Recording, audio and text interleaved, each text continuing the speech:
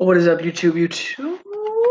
Mr. King coming at you live from the 209. So, what we've got today, here are the builder questions. Please pause the video now and answer those questions in your bell work. Thank you. Moving on. Those were the answers. We do have a genetics exam next week, probably on Thursday. Next, I have some questions that people put in the survey. Someone asked, how many years of bio do we need to take? Just one. If you pass last semester and pass this semester, then you'll be done with bio until college. Someone asked, how do you mix all DNA into one strand for the baby? That is all about meiosis, which we're actually going to learn about today. Someone said, can a Punnett square always be right? No. There is a chance for something called a mutation, which is a random DNA change. So that can get you if one parent's eyes are green and then you have blue eyes, that could be either from a grandparent or from a mutation that changes green to blue, or if both of your parents have dark skin and then you have light skin, it could be being albino. That's a mutation too. Or Pele had a huge heart. That was a mutation. There are random changes that can make the Punnett squares wrong. So now, when you go to sleep, do you die? No, you're unconscious. So your brain is active, but you don't move, usually. Next. What do blind people see in their dreams? This one was really interesting. I've never thought of this before. People that are born blind only hear sounds because they don't know what it's like to see. However, people that were not born blind but were blind later in life will still see in their dreams. And it's the same with deaf people. Deaf people do not hear in their dreams, but they will see. Someone said, am I going to have to do this some dragon lab like Mistorn did last year because I will just give up and fail like last time? No, we're not doing that stuff this semester.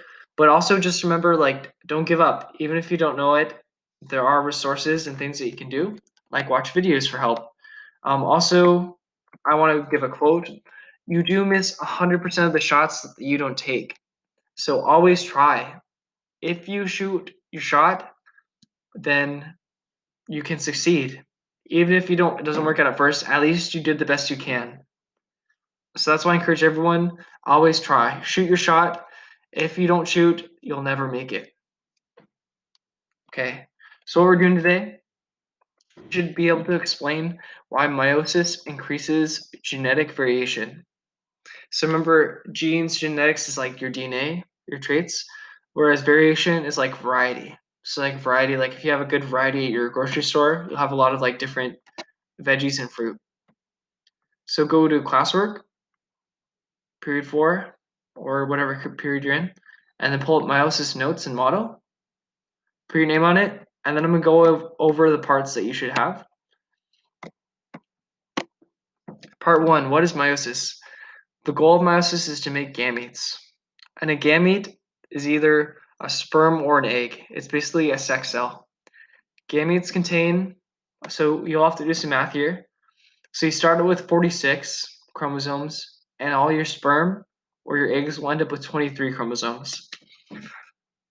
So the math problem is, what is 23 divided by 46? Your final divided by your initial, so 23 divided by 46, that is what's in the blank. Gametes contain blank, the DNA. Think about, end with 23, and then divide that by 46. And then after meiosis, there will be blank cells. So how many of these sperm do we get after this one cell? How many do you end up with these sperm cells? Next, fill out the chromosomes with your information. So if you have dimples, then give yourself a capital D somewhere. If you don't have dimples, then you should have 2 lowercase d's. Same for freckles, and same for widow's peak. If you don't know what one of those look like, please look it up in your notes or on Google. Next, dad versus mom. So fill in the blank. When your body makes sex cells, the cells with the pink chromosome will hold which parent's DNA? So which one's pink, which one's green? And then based on this, just guess, do we pass on an exact copy of our mother or our father's DNA to our children? Do we pass on an exact copy? What do you think, yes or no? We'll go over the answer tomorrow. So I want you to think about, if we come from the same gene pool, if you have the same mom and dad as your siblings, why can you look so different? So like for example, you have Willow and Jaden Smith, way different. Jaden has green hair, which isn't natural, but he does have a much narrower face. It's more like a triangle here, whereas Willow's is more round. And then we have Beyonce and her sister, also look way different. And then we have Liam and Chris Hemsworth, both tall, but their brother, the third brother that not many people know, is a lot shorter than them. But they all come from the same parents. How is this possible? Part of it is Punnett squares, which we've talked about. It's chance. Another part of it is something called meiosis. So here, fill in the blank. Genetic variation refers to blank in alleles and traits in a population. I recommend look up variety. And then once you know what variety means, put that in the blank. So genetic variation refers to blank in alleles and traits in a population. This is variation, like diversity. Having different stuff, having like different hair, skin, traits, that's all variation. You can look way different because of our DNA. And then come up with your own example. Come up with like a personal example or like a celebrity who like has a good variation. So that's what is an example of genetic variation. Come up with that by yourself. So this is what we're going to be learning about the next 2 days. How does meiosis lead to more genetic variation? And then we're going to model it. So we're going to use these parts for later when we're doing crossing over. I'm going to read this part to you. Meiosis is a type of cell division that results in 4 unique haploid cells.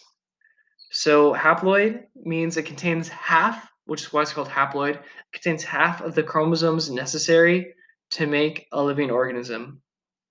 So when you make sperm or when you make eggs, you're going to end up with half the DNA than when you started with, because you're doing some copying and dividing to get 4 out of 1 cell. These cells then go on to make a sperm or an egg that may meet another during fertilization. And the next, homologous chromosomes. Homologous chromosomes are the same thing as corresponding. So like my X chromosome corresponds to Beyonce's X chromosomes, which corresponds to like Thor's X chromosome. Even if they have different stuff on the chromosomes, they basically have the same genes. It just may be different info. So for corresponding or homologous chromosomes, one is received from each parent, and they correspond with one another because they hold the same genes. So like you have both of these chromosomes are corresponding.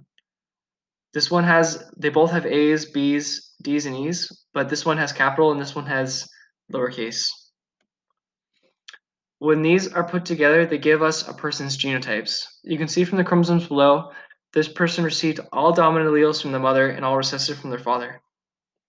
Okay, so in the box, based on these genotypes, what will the person get for the phenotype?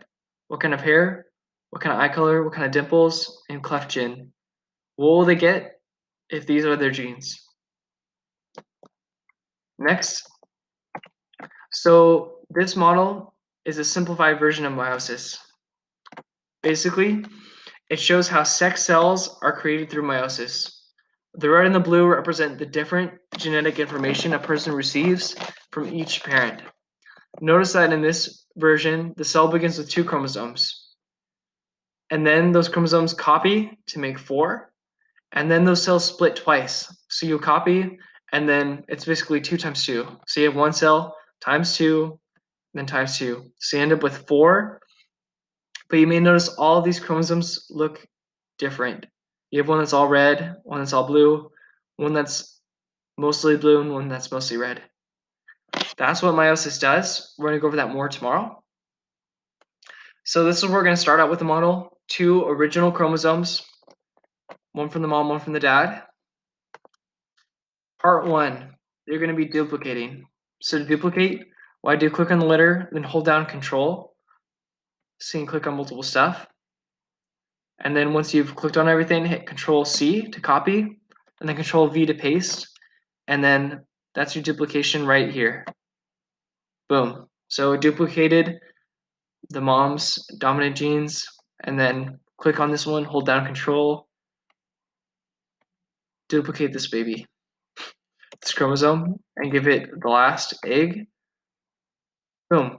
So that's part 1 of meiosis. This is just the first duplication.